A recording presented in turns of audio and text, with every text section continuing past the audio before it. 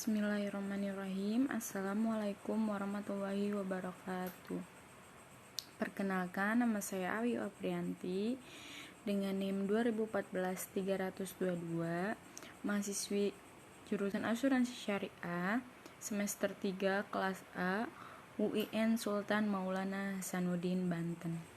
Tujuan dibuatnya video ini adalah untuk memenuhi tugas pertemuan ke-8 pada mata kuliah pengantar ilmu ekonomi makro dengan dosen pengampu Bapak Trisna Taufik Darmawansyah ME. Di sini saya akan menjelaskan kembali secara singkat apa yang saya ambil dari video yang telah Bapak berikan, yaitu Allah menciptakan segala sesuatu itu adalah bilhaq.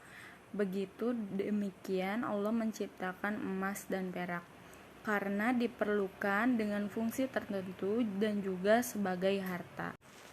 Emas dan perak sebagai nilai yang besar dan kecil adalah harta yang harus berputar. Allah Subhanahu wa Ta'ala mengancam hukuman yang sangat berat bagi orang-orang yang menyimpan emas dan perak. Lalu bagaimana cara kita mengedarkannya atau cara memutarnya, yaitu dengan cara merubah emas dan perak menjadi koin untuk alat tukar. Dulu emas dan perak ada di kantong-kantong masyarakat, tapi pada zaman sekarang ini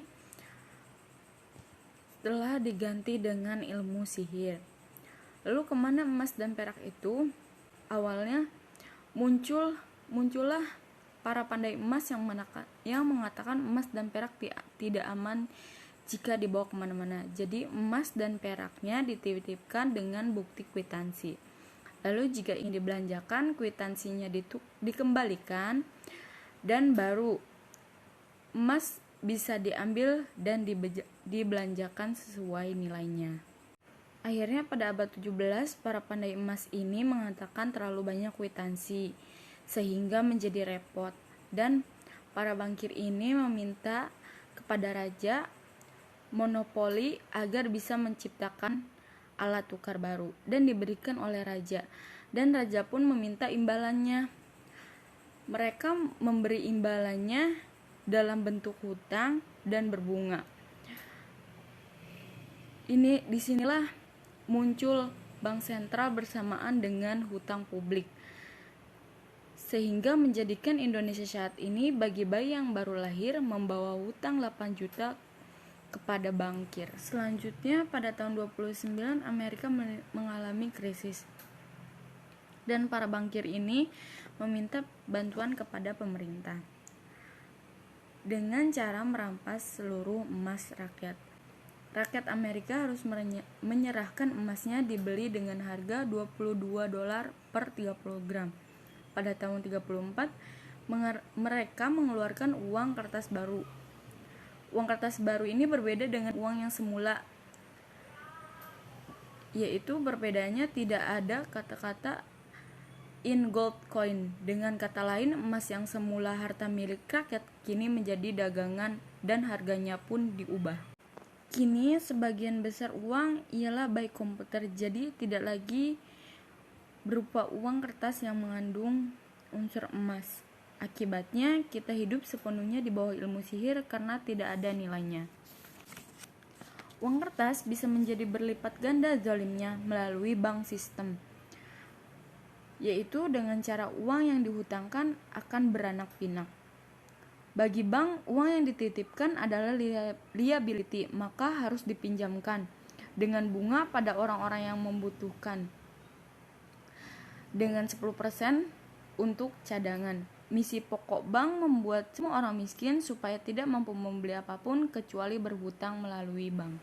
Uang yang pertama dicetak pada saat Indonesia didirikan adalah uang 1 sen, paling besar 100 rupiah. Uang 1000 pernah didesain tapi tidak dicetak karena terlalu besar. Karena dengan uang 1000 pada saat itu bisa membeli emas setengah kilo.